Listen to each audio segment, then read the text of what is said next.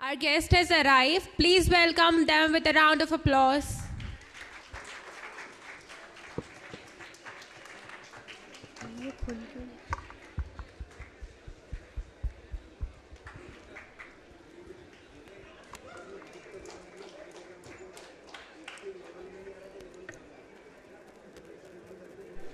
May we have a huge round of applause, please?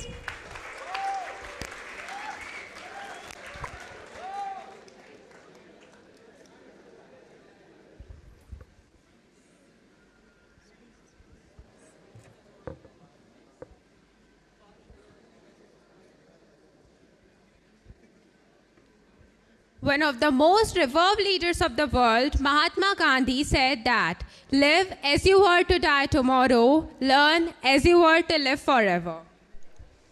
Greetings to everyone present over here. I, Ginny Jain, And I, Arushi Sthapak, welcomes you all on behalf of IPS Academy in this wonderful session. Today, we all are clubbed here for pre-conclave talk presented by Young Thinker Forum, Involvement in Innovation and Leadership. This workshop is organized under Institute's Innovation Council, Ministry of Education Innovation Cell, with successive ranking among top 5 best performing IIC in Central India zone. IPS Academy again back position in top 5-star rated institution in CRO zone. We are thrilled to announce that IPS Academy achieved 2 new milestones this year. Firstly, SIH 2022, a student of our college bagged first runner-up position in Asia's biggest open source platform and competition, Smart India Hackathon 2022. Secondly, our college got the opportunity to initiate Google Developers Student Club for the very first time to embark the new journey towards the coding culture and take the community to greater heights. Please do remember to register in our RSVP process for the registration.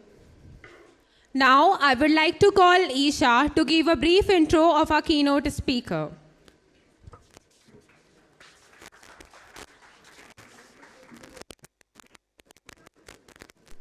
Nishant Khare sir is a qualified cosmetic and plastic surgeon. He has worked as assistant professor in prestigious hospital KME Mumbai. His qualification includes MBBS, MS and MCH. He has operated in on many individuals from many countries including USA, UK, Nigeria, Dubai, etc. He has authorized over 35 scientific papers in international peer-reviewed journals. He had been the co-editor of Indian Journal of Burns and is on the reviewer board of many national and international forums. He is associated as mentor of Young Thinkers Group Forum. He is associated as mentor of Young Thinkers Forum Group and is active in youth empowerment and motivation. He had played an important role in framing of startup policy of Madhya Pradesh.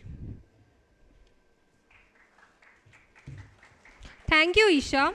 With this brief introduction, now I would like to call upon the stage our Honorable Principal, Dr. Archana Kirti Chaudhary, Madam, to kindly felicitate our guest.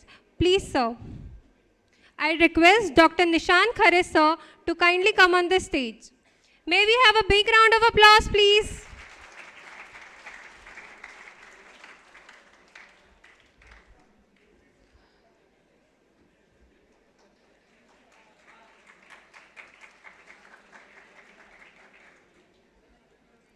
Thank you, ma'am. Thank you, sir.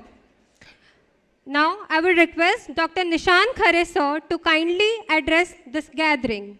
Sir, please. Guys, have a huge round of applause, please.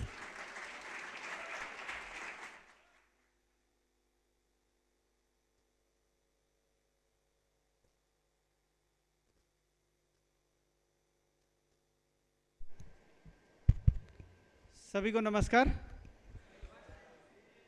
तो हिंदी बोलूं चलेगा ना? ठीक।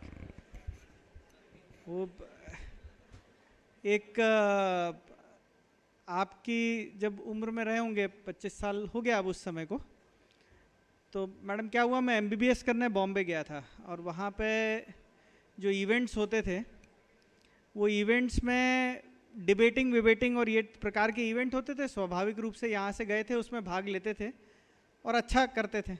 एक वहाँ jam करके event होता था, आपके यहाँ होता है क्या? तो जैम का फुल फॉर्म होता था जस्ट अ मिनट।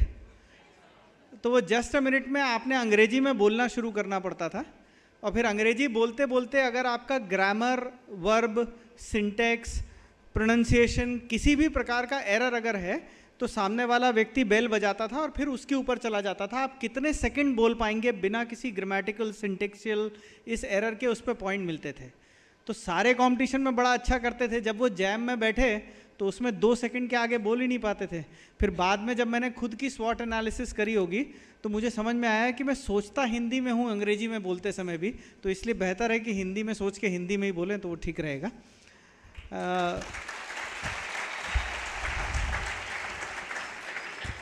तो अभी आपके सामने ये बात रखी इनने, यंग थिंकर्स फोरम के बारे में बताया।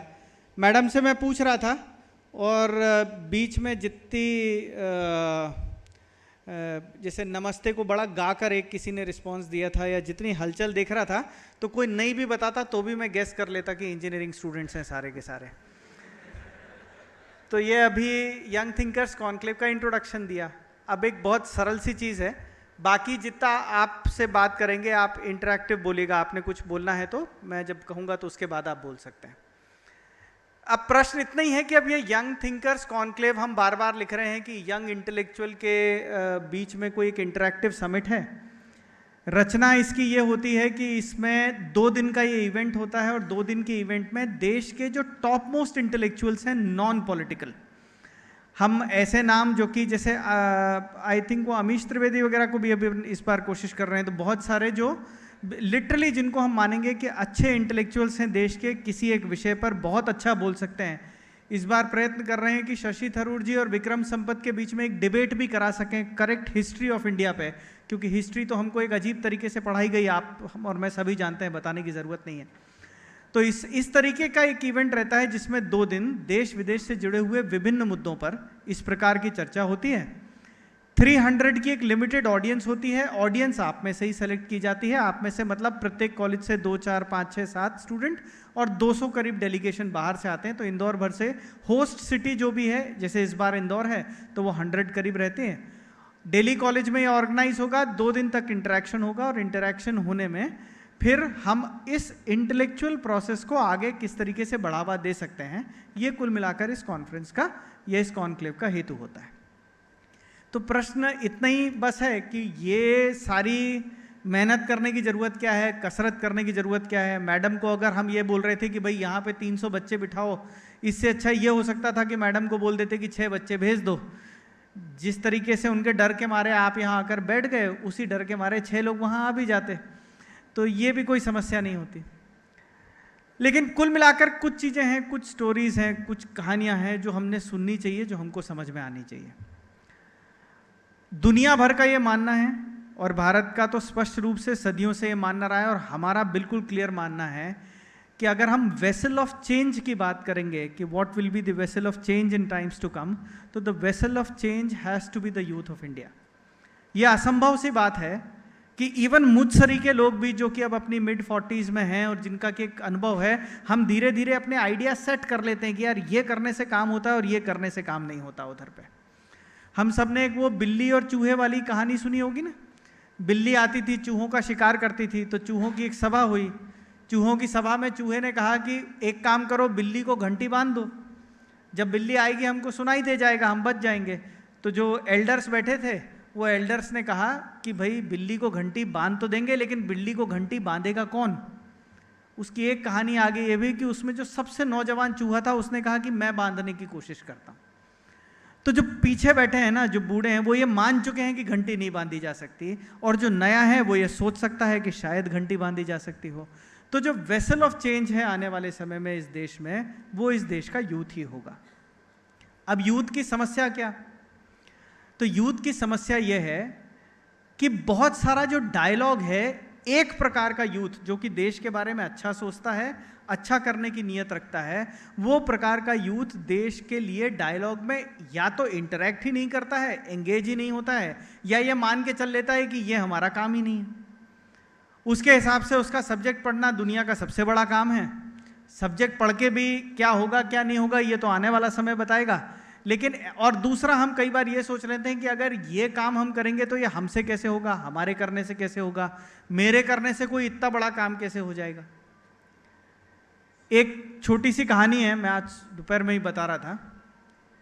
आप में से मुंबई कितने लोग गए हैं, जरा हाथ उठाइए जो मुंबई गए हैं या मुंबई से ताल्लुक रखते हैं। 5, 7, 8 लोग, 10, 15 लोग हैं, ठीक है जी। तो मुंबई में एक वर्सोवा नाम का बीच है, और बॉम्बे के बीचेस में अगर देखा जाए तो आप अगर सुबह के समय दोपहर के समय देखिए तो वर्सोवा का बीच सबसे सुंदर बीचों में से एक है। आप बहुत सारे फिल्म स्टार्स का एड्रेस पढ़ते होंगे तो वर्सोवा लिखा रहता है उनके उसमें एड्रेस, वो बीच फ्रंट वहाँ का बड़ा अच्छा है। लेकिन वर्सोवा का जो बीच है वो देश का, बॉम्बे का सबसे गंदा बीच भी था। कारण यह है कि बॉम्बे का जैसा पठार है, मतलब जैसा उसका इंक्लाइनमेंट है, उस इंक्लाइनमेंट में रात के समय में जब टाइड रिवर्स होती है, जब लहरें रिवर्स होती हैं, तो जो कचरा शहर, देश, पूरे शहर भर का कचरा जो समुद्र में जाता था वो उल्टा लौटकर वर्सोवा बीच पे इकट्ठा हो जाता था। वर्सोवा बीच की आप ये गूगल करिएगा जाके, इसकी जब आप सुबह की फोटो देखेंगे तो सुबह की फोटो में ऐसा लगता था कि जैसे प्लास्टिक का कोई समुद्र जैसा है, प्लास्टिक की बोतलें, लोहे का सामान, न जाने क्या क्या क्या क्या वर्सोवा बीच पर इकट्ठा रहता था। अब जैसे ये बीच है, वर्सोवा बीच के सामने मरीन ड्राइव सरी की सड़क है, और सड़क के इस प्रकार मल्टीज रहती हैं, फ्लैट्स रहते हैं जिसमें लोग रहते हैं। उस फ्लैट में एक बहुत ही नौजवान 26-27 साल का लॉयर रहता था। उस लॉयर का नाम था अफरोज शाह। मुंबई का जो हाई कोर्ट है वो वीटी के पास है, तो रोज वर्सोवा से वीटी ट्रैवल करके हाई कोर्ट में एक बड़े सीनियर लॉयर हैं, शायद सबने नाम सुना होगा, हरीश साल्वे जी नाम है उनका। हरीश साल्वे जी के साथ वो प्रैक्टिस करता था। उनकी टीम का टीम होगा, जो भी होगा, जैसा भी होगा। अब रोज सुबह वो अपने 5 बजे 6 बजे लोकल ट्रेन पकड़ने के लिए उठे, खिड़की खोले और सामने ये प्लास्टिक का समुद्र दिखता था। ऐसा चलता रहा। कमरे की रचना और कैसी थी, तो एक छोटा सा कमरा था जो उसको माँ बाप ने दिया हुआ था, खिड़की से समुद्र दिखता था। सामने की दीवार पे उसने 2 लोगों के पोस्टर लगाए हुए थे, एक अमिताभ बच्चन का और दूसरा सचिन तेंदुलकर का। और वो ये खुद ऐसा कहते हैं कि मेरी जिंदगी का सबसे बड़ा ख्वाब था कि इन दोनों से एक बार एक कहीं पर जाकर मैं मिल लूं। सालों 15 साल बीत गए खिड़की खोलकर उस कचरे को देखते। एक दिन वो अपने लोकल ट्रेन के स्टेशन से उतरकर घर आ रहे थे। घर आते में उनने देखा कि सड़क पर एक गड्ढा है, गड्ढे के बाजू में 2 बच्चे हैं, 2-3 बच्चे, और वो बच्चे खूब जोर से सड़क पर उछक रहे हैं। तो जिज्ञासावश इनने अपनी, जो भी पैदल चल रहे थे तो रुक गए होंगे, और उन बच्चों से पूछा कि तुम गड्ढे के बाजू में पागलों जैसे उचक क्यों रहे हो। तो बच्चों ने जवाब दिया कि बोले सर ये जो गड्ढा है इसमें रोज गाड़ियां गिरती हैं, बाइक स्किड हो जाती है। अब हम सोच रहे हैं कि इसको समतल कर दें, गड्ढा भरने के लिए हमारे पास कुछ है नहीं, तो हम बाजू की सड़क पे उचक के उसको भी गड्ढे जैसा बना देंगे। यहां से अफरोज शाह के दिमाग में एक बात कौंधी कि ये जो छोटे बच्चे हैं ये उस गड्ढे की समस्या को नहीं देख रहे हैं, उसका हल ढूंढने की कोशिश कर रहे हैं। अगले दिन सुबह से उठकर अफरोज शाह ने 2 ग्लव्स पहने हाथ में, और रोज सुबह, संडे का दिन था पहला वो दिन, सुबह 9 बजे 8 बजे से उठकर नीचे पहुंचकर उस बीच पर से प्लास्टिक की बोतल को समेटकर एक बोरी में भरने लगे। 7 महीने तक ये क्रम चलता रहा। 7 महीने तक अकेला अफरोज शाह रोज नीचे जाता था, रोज बीच पर से बोतलें उठाता था, रोज बोरे में भरता था। रोज बिल्डिंग के लोग हंसते थे कि अकेला जैसा, पागलों जैसा 1 घंटे तक बोतलें भरता है। 7 महीने के बाद से धीरे धीरे कर उसके साथ बीच पर जाकर बोतलें भरने वालों की संख्या बढ़ने लगी। वर्सोवा बीच अब मुंबई के सबसे साफ बीचेस में से एक है। यूएनओ उसको मैन पावर से करी गई क्लीनेस्ट एंडेवर के रूप में एनलिस्ट करता है। 15 साल 20 साल अपने सोते समय दीवार के सामने सचिन तेंदुलकर और अमिताभ बच्चन, जिनका पोस्टर लगाकर वो बच्चा सोता रहा, उन दोनों ने समय मांगकर उसके साथ आकर उस बीच की सफाई करी। अब इसमें बेटा सोचने का 2 तरीका है। वो ये सोच सकता था कि इस बीच का ये लाखों टन कचरे का क्या होगा, या वो ये सोच सकता था कि कि ये इस लाखों टन भले ही वहां पे कचरा पड़ा होगा, 2 किलो कचरा तो मैं उठाकर इसमें से जा सकता हूं, मैं अपने हिस्से का 2 किलो तो कर सकता हूं। तो कुल मिलाकर वेसल ऑफ चेंज बनने की जो नियत है, वो वेसल ऑफ चेंज बनने की नियत हम में है कि नहीं है। हम कई बार अपने में मान लेते हैं कि हमसे तो अब बहुत बड़ा काम होगा ही नहीं। हम ये भी मान लेते हैं कि अरे ये तो भारत है। एक आप नैरेटिव सुनते थे ना, मेरा तो खुशकिस्मती है आप लोगों ने नहीं सुना, हमने तो बहुत सुना है, अरे इंडिया है ऐसे ही होता है, ये इंडिया है कैसा होता है का एक उदाहरण है। हम जब ये मान लेते हैं ना कि इंडिया है, ये इनडिसिप्लिन चलेगा, ये सब चलेगा, तो ऐसे ही चलता है। जब हम ये मान लेते हैं कि ये इंडिया कैसा था, भारत कैसा था या कैसा होना चाहिए, हम जब ये सोचना शुरू कर देते हैं तो नज़रिया बदलने लगता है। मोदी जी बताते हैं कि मोदी जी जब मुख्यमंत्री थे गुजरात के, ये इंटरेस्टिंग है, भारत को कैसे देखते हैं, 2 भारतीय भारत को किस तरीके से देख रहे हैं, ये उसका एग्जाम्पल है। तो मोदी जी गुजरात के मुख्यमंत्री थे। गुजरात के मुख्यमंत्री रहते रहते आपने पढ़ा होगा तो अहमदाबाद में साबरमती का रिवर फ्रंट था, और साबरमती के रिवर फ्रंट पे बड़ी सफाई सी हो रही थी और उसको चौड़ा किया जा रहा था। साबरमती के रिवर फ्रंट को जब चौड़ा कर रहे थे तो वहां चौड़ा करते में बहुत सारी इल्लीगल घर बने हुए थे, और जितने इल्लीगल घर बने हुए थे वो सारे इल्लीगल घर को तोड़ने की जरूरत पड़ रही थी। अब एक ब्रिटिश पत्रकार है, बीबीसी में काम करने वाले भारतीय पत्रकार हैं, आप गूगल करिएगा, उनका नाम अजय सिंह है। अजय सिंह बड़े पत्रकार हैं। तो वो अजय सिंह जो हैं वो गुजरात पहुंचे और उनने देखा कि ये इस तरीके से बिल्डिंग तोड़ी जा रही हैं। तो उनने इनको बोला मोदी जी को कि बोले साहब आप पागल हो गए हो, आपके यहाँ 1 साल में चुनाव होने वाला है मुख्यमंत्री का, आप चुनाव हार जाओगे क्योंकि आप ये बिल्डिंगें तोड़ने की कोशिश कर रहे हो। भारत के लोगों में कोई डिसिप्लिन नहीं है और ये डिसिप्लिन की कमी के कारण ही भारत भारत है, इसमें हम कुछ नहीं कर पाएंगे, आप तो रहने दो, जैसी साबरमती बहती है वैसी बहने दो। ये एक दृष्टिकोण था भारत का कि भारत में तो कोई डिसिप्लिन नहीं है, भारत का कुछ नहीं किया जा सकता। मोदी जी हंस दिए, कोई उत्तर नहीं दिया। वो खुद लिखते हैं अपने संस्मरण में, आधे घंटे की इधर उधर की बातचीत के बाद उनने धीरे से उस पत्रकार से पूछा कि बेटा कि अजय जी आपको ऑस्ट्रेलिया की जनसंख्या पता है क्या? अब वो अजय सिंह हतप्रभ था कि भाई मैं तो सफाई की बात कर रहा हूं, ये ऑस्ट्रेलिया की जनसंख्या क्यों पूछ रहे हैं मेरे से? तो बोले साहब नहीं पता, इधर उधर से गूगल करी, थोड़ी देर में बताया इतनी होगी, 2 करोड़ 3 करोड़ 3.5 करोड़, जितनी भी ऑस्ट्रेलिया की जनसंख्या होगी इतनी होगी। अब मोदी जी ने उनको उत्तर दिया कि आप डिसिप्लिन की बात करते हैं, ऑस्ट्रेलिया की जितनी जनसंख्या है इतनी जनसंख्या हर 4 साल में भारत में कुंभ में इकट्ठा होती है, डिसिप्लिन से घर चली जाती है, बिना उस शहर को नुकसान करे, बिना देश को नुकसान करे। और यही सोचने का भाव है जो ये चेंज ला पाया कि वो प्रधानमंत्री लाल किले से खड़ा होकर ये कह सकते थे कि देश को सफाई करनी है, ये सबसे बड़ा काम है। और हमने इंदौर में तो उसका परिणाम देखा है। 15 साल पहले का इंदौर देख लीजिए और आज का इंदौर देख लीजिए। अब तो मैं गर्व से कहता हूं, देश के जिस शहर में जाता हूं मुझे वो शहर गंदा लगता है क्योंकि मैं इंदौर से जाता हूं। तो ये बस वेसल ऑफ चेंज बनने की बात है। कुल मिलाकर हम जब इस वेसल ऑफ चेंज, हम जब एक दृष्टिकोण बदलना चाहते हैं तो दृष्टिकोण बदलने का तरीका होता है विमर्श। जब हम एक तरीके की बात सुन सकें और दूसरे तरीके की बात भी सुन सकें और दोनों बातों में कोई मतभेद होने के बावजूद भी दोनों तरीके की बातें सुनकर उसमें से अपना निचोड़ निकाल सकें, जब ये प्रवृत्ति किसी देश से खत्म हो जाती है तो आप मानकर चलिए उस देश का विकास खत्म हो जाता है। अंग्रेजों ने जो हमारे साथ करा वो यही करा। उन्होंने एक कॉलोनियल माइंडसेट यहां पर स्थापित करा। जो कॉलोनियल माइंडसेट हमको ये सिखा गया कि तुमको भेड़चाल जैसा चलना है, तुमको जो बता जाए वो मानते जाना है, तुमको जहां हाँका जाए उस तरफ हाँकते जाना है, तुम अपना रास्ता बनाने की कोशिश नहीं करना। भारत को अब अगर भारत बनना है तो जो वो सदियों से करता आया है उसको अपना रास्ता फिर से बनाने करने की आदत को शामिल करना होगा। और ये रास्ता फिर से बनाने की आदत को स्थापित करने का एकमात्र तरीका है कि हम विभिन्न विचारों को सुन सकें, विभिन्न विचारों पर बात कर सकें। हम ये मान सकें कि अगर मैं इंजीनियरिंग का स्टूडेंट हूं, गुरुकुल की परंपरा थी, अगर मैं इंजीनियरिंग का स्टूडेंट हूं तो मुझे किसी और चीज से मतलब नहीं है, ऐसा नहीं हो सकता। ये मान लिया आप इंजीनियरिंग के स्टूडेंट हैं तो आपको मेरी प्लास्टिक सर्जरी से मतलब तो नहीं होगा, और मुझे सिविल, मैकेनिकल, इलेक्ट्रिकल या अन्य प्रकार की इंजीनियरिंग से मतलब नहीं होगा। पर दैनंदिन बेसिस पर हम जो अपनी सोशल रिस्पॉन्सिबिलिटी, सिटीजन कर्तव्य जो निभाते हैं उससे सबको मतलब है, उससे सबको मतलब होना चाहिए। हम जैसा भारत सपनों में देखते हैं वैसा भारत बनाने के लिए अगर हमने जीवन में प्रयत्न करना है तो वो प्रयत्न मिलकर ही करने होंगे। बहुत बार ये प्रश्न उठता है कि चेंज तो आना चाहिए, फिर ये लगता है कि चेंज आना चाहिए, तो चेंज कैसे आएगा? तो ये भी हमको पता है कि चेंज सिर्फ पॉजिटिविटी से आएगा। और फिर अंतिम प्रश्न यही उठता है कि चेंज कौन लाएगा? तो इसका एक ही जवाब है, वो चेंज मैं लाऊंगा। जब हम आई एम द सोल्यूशन सोचने लगे तो आप निश्चित मान के चलिए कि आप जैसा अपना कॉलेज, अपनी क्लास, अपना भारत, अपना देश, अपना प्रदेश, अपना घर बनाना चाहते हैं, वैसा बनेगा।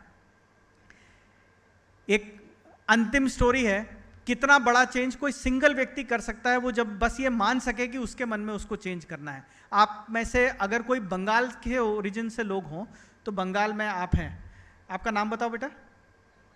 अर्पण कहाँ से हो? वेस्ट बंगाल में बांकुड़ा। बैठिए। आप सुंदरबन के बारे में जानते हैं? अर्पण, सुंदरबन सुना है हमने, सबने सुना होगा। तो सुंदरबन बड़ा अजीब प्रकार का फॉरेस्ट है। वहां क्या है, पेड़ हैं, और पेड़ जो है वो पानी भरा रहता है पूरे समय, तो वो मार्शलैंड जैसा है, मतलब पानी भरा रहता है वहां लंबे समय पर। बड़ी देश का अगर सुविधाओं के मामले में देखें तो सबसे पिछड़ा इलाका जो है, उन सबसे पिछड़े इलाकों में से एक जो है ये सुंदरबन है। तो सुंदरबन में एक परिवार था, परिवार में एक बच्चा, उसकी 4 बहनें और माता और पिता। पिता अकेला कमाने वाला जो मछली पकड़कर कमाई करता था, उस पिता की डेथ हो गई। और पिता की डेथ होने पे उस पिता बीमार पड़ गया। पिता को बीमारी में दिखाने के लिए नाव से गांव को पार कर कर जाना था, क्योंकि उस पूरे एरिया में कोई हॉस्पिटल नहीं था। तो चारों बहनों, उस छोटे से बच्चे और पिता को माँ ने नाव पर रखा। माँ और 3 बहनें जो बड़ी थी वो नाव को खेने लगी और दूसरी तरफ जाने की कोशिश करने लगे। बीच रास्ते में पिताजी ने अपना दम तोड़ दिया, उनकी जान चली गई। उस माँ ने ये सोचा कि अगर मैं पिताजी का दाह संस्कार करूंगी तो उसमें भी खर्चा होगा, मुझे गांव में भी जाकर कोई आयोजन करना पड़ेगा। तो जिसको जल समाधि कहते हैं, उस माँ और तीनों बहनों ने मिलकर अपने ही पिता की बॉडी, अपने ही पति की बॉडी जो है वो बीच में गंगा जी में वहीं पर सिरा दी। वापस लौटकर नाव को उल्टा लेकर अपने पिता को वहीं नदी में छोड़कर, नदी के गर्भ में छोड़कर वापस आ गए, गांव पहुंच गए। चारों बहनों और मां ने रात में बैठकर निर्णय करा कि इस लड़के की सिर्फ पढ़ाई लिखाई पर ध्यान देंगे, ये मछली पकड़ने का काम नहीं करेगा। लड़के को पढ़ाने लगे। लड़का 12वीं पास होकर मेडिकल में सेलेक्ट हो गया। मेडिकल में सेलेक्ट होकर कलकत्ता में नेशनल मेडिकल कॉलेज है, वहां एडमिशन हो गया। एमबीबीएस में टॉपर था। एमबीबीएस से पास कर कर वो एम्स में, जो दिल्ली में है, वहां पीजी के लिए पहुंच गया। एम्स से उसको बहुत अच्छे एक रिसर्च पेपर के लिए स्कॉलरशिप मिली और यूनिवर्सिटी ऑफ बर्लिन में बुला लिया गया। 4 साल तक बर्लिन में वो इन्फेक्शियस डिजीज पर अध्ययन करते रहे। 4 साल बाद जब बर्लिन में उनकी पोस्ट डॉक या पीएचडी खत्म हो गई, तो उसके बाद उनके प्रोफेसर ने कहा कि तुमको बर्लिन यूनिवर्सिटी में ही असिस्टेंट प्रोफेसर बना देते हैं और एक स्पेशल सीट क्रिएट करते हैं। तो इस बच्चे ने मना कर दिया, बोले नहीं, मैं तो साहब भारत जाऊंगा। अब भारत आ गया तो जिज्ञासावश अपने टीचर्स को मिलने गया एम्स में। तो एम्स के जो प्रोफेसर थे उनके, और एम्स के प्रोफेसर में उनसे 3 बैच सीनियर उनके असिस्टेंट प्रोफेसर थे, गुलेरिया साहब, जिनको आजकल आपने कोविड में टीवी पर बहुत देखा होगा। वो सब जो थे, उनने समझाया कि तुम तो यहाँ नौकरी करो, एम्स में हम तुम्हारे लिए एक स्पेशल पोस्ट क्रिएट करते हैं, क्योंकि तुम इतना अच्छी चीज़ों पर रिसर्च कर रहे हो और इससे पूरे देश का लाभ होगा। तो शाम को जाकर उसने अपने प्रोफेसर को कह दिया कि साहब मैं तो ये दिल्ली नहीं रहूँगा, मैं तो अपने गाँव जाऊँगा। सबने खूब समझाया कि तुम इतना पढ़कर आए हो, तुम कहाँ गांव जा रहे हो, पर वो बच्चा नहीं माना। वो गांव गया। भारत की सरकार जो 72 साल में नहीं कर पाई थी, उस बच्चे का नाम डॉक्टर अजय मित्रा है। उस एक बच्चे ने सुंदरबन का सबसे बड़ा अस्पताल निर्मित करा और अब सुंदरबन से लोगों को भटकने की जरूरत नहीं पड़ती। उसके पिता गए पर दूसरे के पिता नहीं जाएंगे। तो ये छोटा छोटा चेंज हम कर सकते हैं। मेरा बस इतना ही आप सबसे आग्रह है कि सारी खेल कूद मस्ती के बीच में भी थोड़ा समय हमने अपनी आसपास क्या हो रहा है इसके बारे में सोचने, इसके डिस्कशन पर निकालना चाहिए। हमारी जो आदत बन गई है ना कि जैसे ही कोई इस प्रकार का टॉपिक छेड़ता है, हम कह देते हैं अरे तू पॉलिटिकल बात कर रहा है, तू इस प्रकार की बात कर रहा है। स्वस्थ समाज के लिए ठीक नहीं है। इस प्रकार की चीज़ों में एंगेज करना चाहिए। मेरा आप सबसे आग्रह है, जो जो इस कॉन्क्लेव में रजिस्टर कर सकते हैं वो करें। अनुमति सिर्फ 350 लोगों की होती है, तो वो 350 में जिनका चयन होगा वो वहाँ पर सुने। और मेरा मैडम से भी आग्रह है कि इस प्रकार के छोटे इवेंट्स जो इंटरैक्टिव हैं, जहाँ स्टूडेंट्स भी बात कर सकते हैं, देश विदेश के समसामयिक विषयों पर होते हैं, उनने हमने यहाँ भी ऑर्गेनाइज करने की कोशिश करनी चाहिए। मैं सिर्फ अंतिम इतनी ही बात कहूँगा कि ये जितने लोग आप यहाँ बैठे हो, अपने मन में ये बिल्कुल बिठाकर यहाँ से जाना कि देश में, दुनिया में, समाज में अनेकों समस्याएं होंगी, but I am the solution. धन्यवाद।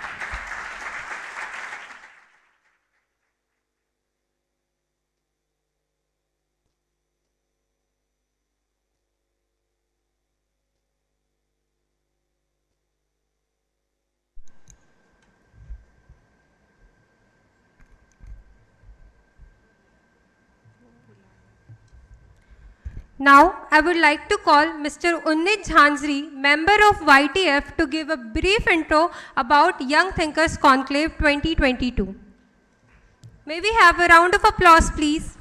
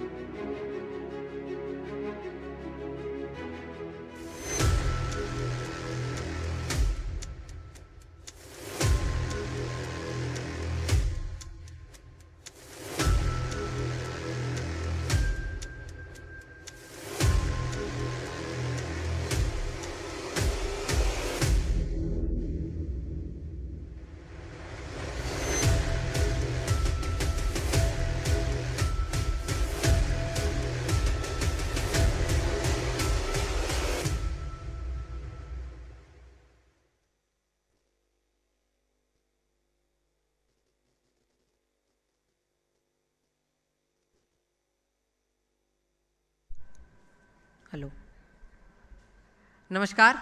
मैं यंग थिंकर्स फोरम की तरफ से आप सभी के बीच में मौजूद हूँ। अभी माननीय डॉक्टर निशांत खरे सर जी ने जो उद्बोधन दिया उसे सुनकर एक चीज़ तो तहे दिल से महसूस हुई है कि यदि भारत में कोई बदलाव यदि कोई कर सकता है तो वो मैं ही हूँ। और यंग थिंकर फोरम क्या सोचता है, मैं इस सोच को आपके बीच में रखना चाहूँगा। आज हिंदुस्तान के हर गली में, कोने में, घर में एक इंटेलेक्चुअल है जो टीवी के सामने खड़ा होकर के सोचता है, कहता है कि मोदी जी ने ये चीज़ सही नहीं करी, उन्हें ये करना चाहिए था। या रोहित शर्मा जब बैटिंग कर रहा होता है तो सोचता है कि पुल शॉट ऐसे थोड़ी, ऐसे खेला जाता है, गलत खेल लिया इसलिए आउट हो गया। लेकिन ये जो लोग होते हैं जो सजेशंस देते हैं, जिन्हें लगता है कि हमारे पास एक सोच है, एक विचार है, ये लोग कभी बाहर नहीं आते, ये इकट्ठा नहीं हो पाते, एकत्रित नहीं हो पाते। तो यंग थिंकर्स फोरम की एक ही सोच रहती है कि जितने भी इंटेलेक्चुअल्स हैं उन्हें हम एक जगह पर लेकर आए। मध्य प्रदेश में जितने भी ऐसे लोग हैं जो अपनी विचारधारा रखते हैं, जो एक सोच रखते हैं, उन्हें एक प्लेटफॉर्म दिया जाए ताकि उन्हें इकट्ठा करके एक विचारधारा के बारे में समझा जाए और सुना जाए।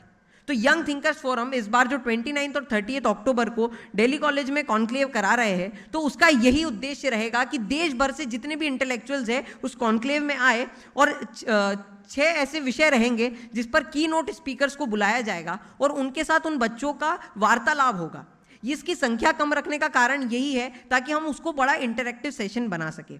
बाकी मैं अर्चना मैम का भी बहुत तहे दिल से धन्यवाद करना चाहूँगा कि उन्होंने यंग थिंकर्स फोरम को एक मौका दिया और आईपीएस में एक प्री कॉन्क्लेव टॉक आयोजित करने का हमें सौभाग्य प्राप्त हुआ। और मैं आभार स्टूडेंट्स का भी व्यक्त करना चाहूँगा, क्योंकि जब हम सोच रहे थे कि इंजीनियरिंग स्टूडेंट्स के बीच में जाएंगे तो रिस्पॉन्स कैसा रहेगा, बड़ा डर सा लग रहा था कि किस तरह से हमें यहाँ पर परसीव किया जाएगा। लेकिन जिस तल्लीनता से आपने यहाँ पर बैठकर सुना और यंग थिंकर्स फोरम के बारे में समझा, तो मैं आप लोगों का भी तहे दिल से आभार व्यक्त करना चाहूँगा। अब हम एक छोटा सा इनफॉर्मल सेशन कंडक्ट करेंगे कुछ देर में, तो मैं चाहूँगा कि आप सब यहीं रहे, जिसमें हम रजिस्ट्रेशन कैसे करना है और कॉन्क्लेव किस तरह से होगी उस विषय पर चर्चा करेंगे।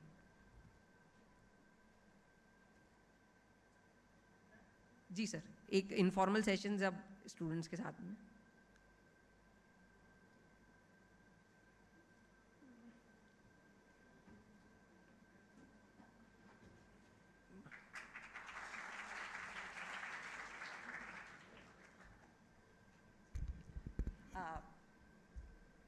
अनफॉर्चुनेटली मेरी हिंदी ज़्यादा अच्छी नहीं है, पर मैं कोशिश करूँगी हिंदी में बोलने के लिए। आपने बहुत अच्छा मुद्दा उठाया कि एक आदमी चाहे तो दुनिया बदल सकता है। जिस तरह के आपने वर्सोवा बीच और बाकी एग्जाम्पल्स दिए, ये सच है कि हम सब बदल सकते हैं। और आप में से ही कुछ स्टूडेंट्स ऐसे भी हैं जिन्होंने सेकेंड ईयर में सोचा कि मुझे वेट ही नहीं करना सीड अमाउंट का, मुझे तो सेकेंड ईयर से ही स्टार्टअप शुरू करना, इतनी जल्दी थी। थर्ड ईयर फाइनल ईयर का वेट नहीं किया और स्टार्टअप स्टार्ट कर दिया। आज 2022 में वो पास आउट स्टूडेंट है और पास आउट होने के साथ वो 25 स्टूडेंट्स को प्लेसमेंट दे रहा है हमारे कॉलेज के।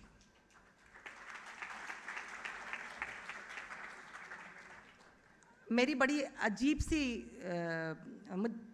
मतलब मैं क्या बोलूं, मुझे समझ नहीं आ रहा।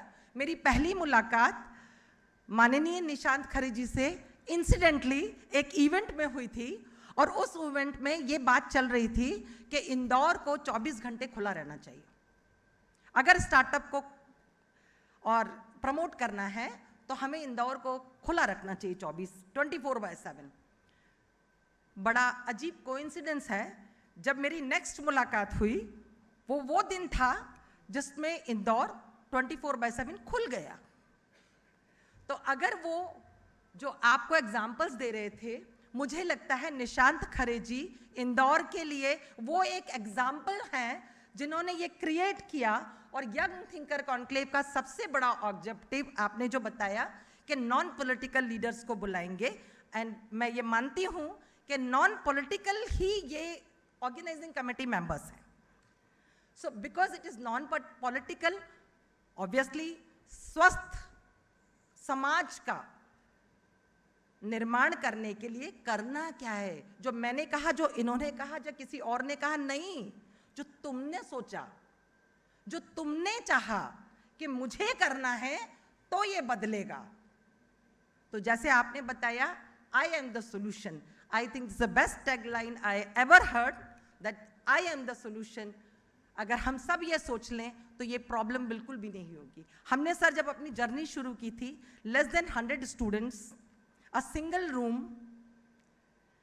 और हार्डली 3 ब्रांचेस। हमें भी नहीं पता था कि पिछले अराउंड 22 ईयर्स हो गए हमें, 20 साल में हम इस मुकाम पे होंगे। We were affiliated with university as a simple one of the college. Then we start thinking that we should be among the top colleges of at least country. So हमने ये प्लान किया कि क्वालिटी बेंचमार्क्स क्या होते हैं, हम quality benchmarks समझें। हमने समझे और हमें ये पता चला कि वॉशिंगटन अकॉर्ड के according national board of accreditation से अगर हम एक्रेडिटेड करा लें अपने प्रोग्राम्स, तो हमारी गिनती कुछ बेहतरीन कॉलेजेस में हो सकती है, या एटलीस्ट हम ऑटोनॉमस कॉलेज बन सकते हैं। अब ऑटोनॉमस की इतनी चाह क्यों थी? ऑटोनॉमस की चाह इसलिए थी कि बदलाव चाहिए था, हमें चीज़ें बदलनी थी, हमें रूटीन से हट के सोचना था। और इसके लिए हमने सबसे पहला कदम उठाया नेशनल बोर्ड ऑफ एक्रेडिटेशन के लिए। और आपको सुन के आश्चर्य होगा, हमने 5 प्रोग्राम के लिए अप्लाई किया। पहला अटेम्प्ट में हमारे पूरे 5 प्रोग्राम पहले अटेम्प्ट में एक्रेडिट हुए। फिर बचे हुए 2 प्रोग्राम हमने दोबारा अप्लाई किए, वो दोनों भी हमारे क्लियर हो गए।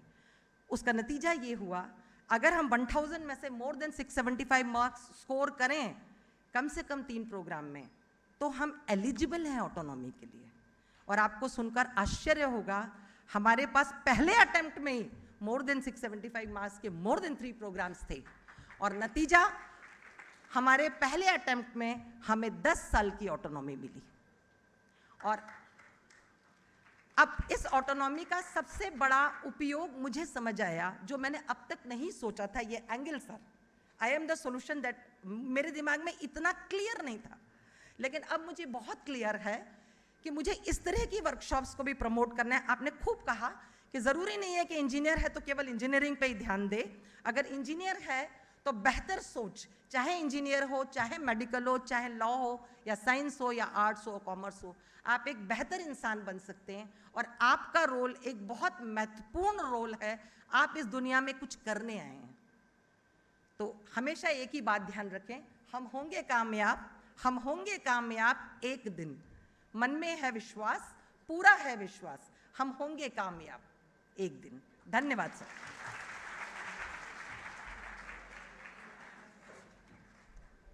Thank you, ma'am. Now, I would request Professor Rupesh Dubey, sir, HOD Electronics and Communication, to give a memento to our chief guest, Dr. Nishant Khare, sir. Sir, please.